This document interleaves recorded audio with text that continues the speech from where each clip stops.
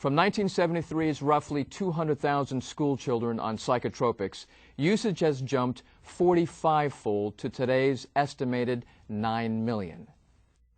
All aberrant behavior was deemed incurable and was conveniently matched by a chemical proclaimed suitable for treating it. Thus, according to Bruce Wiseman, author and president of the U.S. Citizens Commission on Human Rights, teachers were given a double-barreled remedy for children who were challenges in the classroom: the psychiatrist's disorder and the pharmacist's elixir. This solution became omnipresent in the 1980s and 1990s, when psychiatric pharmaceutical front groups popped up to promote both disorder and treatment. By 2003, according to Wiseman, this ballooned into a $30 billion per year industry, with a web of financial incentives for school districts, school psychologists, and psychiatrists to study, diagnose, and treat so-called educational disorders, which, according to science, do not exist. The result? For the psychopharmaceutical industry, mega profits. For schools, teachers, parents, and children, insecurity, crime, mayhem, and murder.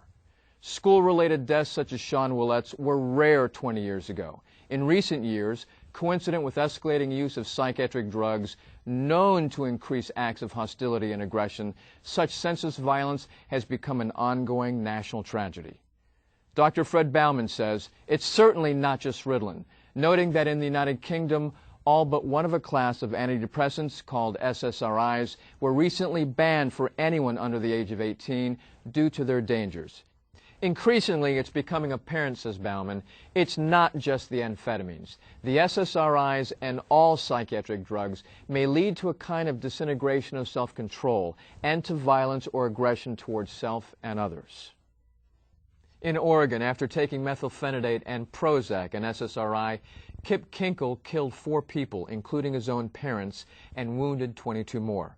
At Columbine High School in Colorado, while on Luvox, an SSRI, Eric Harris masterminded the killing of 12 students and a teacher. He and his partner then shot themselves. In Mississippi, also on an SSRI, Luke Woodham killed 3 people, including his mother, and wounded 6 others. And in California, while taking 2 antidepressants, Celexa and Effexor, Jason Hoffman shot and wounded 4 students and 2 teachers. He later committed suicide behind bars. Our son committed suicide as a direct effect of withdrawal from Ritalin. If your child has been harmed or has committed suicide as a result of psychiatric drugs, call the Citizens Commission on Human Rights now. 1-800-869-CCHR. That's 1-800-869-CCHR. Call 1-800-869-CCHR today. Brad may have been 1 in 100 or 1 in 1,000, but he was my one.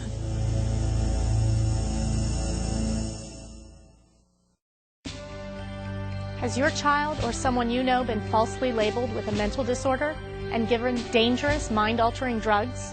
If your child has been labeled with ADD, attention deficit disorder, or ADHD, attention deficit hyperactivity disorder, and given psychiatric drugs, there is something you should know. According to leading pediatric medical experts, these psychiatric labels have no scientific basis whatsoever. If you or your child have been abused by psychiatric treatment, call CCHR for help at 1-800-782-2878.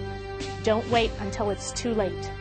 Call now, 1-800-782-2878. A public service announcement by the Citizens Commission on Human Rights, an international watchdog group. Call 1-800-782-2878 or visit our website, cchr.org. Joe. Steven. Eric, over here. I'll take him right there.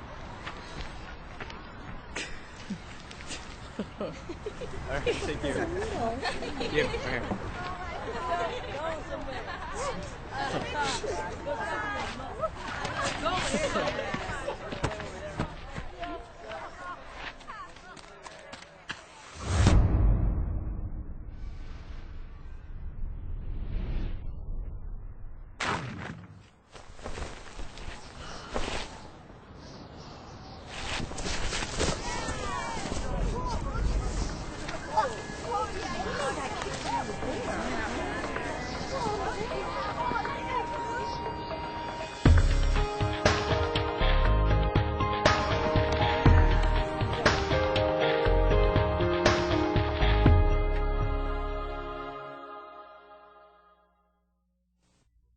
In 1995, the Drug Enforcement Administration said methylphenidate could be addictive and that its use had been connected with psychotic episodes, violent behavior, and bizarre mannerisms. A 2001 study by Nora Volkow, MD, now the director of the National Institute on Drug Abuse, found that methylphenidate had a more potent effect upon the brain than did cocaine. The data clearly show the notion that methylphenidate is a weak stimulant is completely incorrect, said Volkow. 764,000 violent crimes were reported in American schools in 2001, the most recent year for which official statistics are available. This is a sharp rise over the nearly 700,000 reported in the year 2000. The 2003-2004 public school year began with an explosion of shootings, beatings, and stabbings that produced 28 deaths by December 23rd, more than in either of the past two entire school years. Today, prescriptions for methylphenidate are easy to get. So easy that illegal use of the drug for a fast high has become rampant. With street sales of this speed-type substance first exposed by Freedom as a national problem in 1988, a 2003 report on Good Morning America confirmed the ongoing story. A growing number of young people are snorting Ritalin to lose weight, study for exams, and in some cases, just to get high, according to some drug experts. The report described a student at a Minneapolis drug treatment facility who began taking methylphenidate after being diagnosed with ADHD as a 6th grader. He later sold the drug to other students, reporting that those most interested were youngsters who were trying not to do real drugs, a trap, since, as mentioned, methylphenidate is similar to amphetamines and cocaine and has been shown to have a more powerful effect than cocaine. Drug abuse can become a long-time problem for children given stimulant drugs such as methylphenidate. A 26-year study by Nadine Lampert, Ph.D., director of the school psychology program at the University of California, Berkeley's Graduate School of Education, found that children treated with methylphenidate or other stimulant drugs are more likely to abuse cocaine and other stimulants as adults. And they encounter other problems as adults, with one study showing that children who have taken psychiatric stimulants for ADHD being 46% more likely to commit a felony. And those who have received such a diagnosis may be ineligible to serve in the armed forces. Indeed, in 1998, the U.S. military officially discharged more than 3,100 recruits with psychiatric histories, either in boot camp or within the first 6 months of enlistment. The indiscriminate administration of deadly drugs to school children has been investigated by various bodies, including the U.S. House of Representatives Committee on Government Reform. Key to the practice has been government support of the child psychiatric industry, a field that Dr. Fred Bauman labeled a total, complete, 100% fraud. Increasingly, decision makers are becoming concerned that funds from the National Institute of Mental Health, or NIMH, and other bodies pour into psychiatric and pharmaceutical coffers with no constructive results. The people at NIMH know very well that ADHD is not a disease, says Bauman. Enormous sums of money are spent each year by the psychiatric industry and pharmaceutical companies on pseudoscientific research to create the illusion that ADHD is a disease, he told Freedom. But he warned, that doesn't change the fact that no scientific evidence supports the claim. As the flow of drugs grows, related tragedies continue to mount. In addition to the many children and teens on murderous rampages, Americans have seen the Texas mother who drowned her 5 children in a bathtub, the Wyoming husband who shot his wife, daughter, and granddaughter before turning the gun on himself, and far too many more.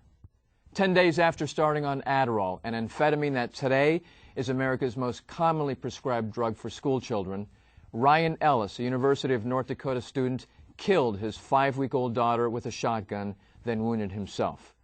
The drug can cause psychotic episodes at recommended doses, according to its labeling. Ellis had been taking the dosage prescribed to him by a psychiatrist for ADHD. Experts testified, and Judge Debbie Clevin agreed that Ellis's psychotic state was induced by the drug, and he was acquitted of murder.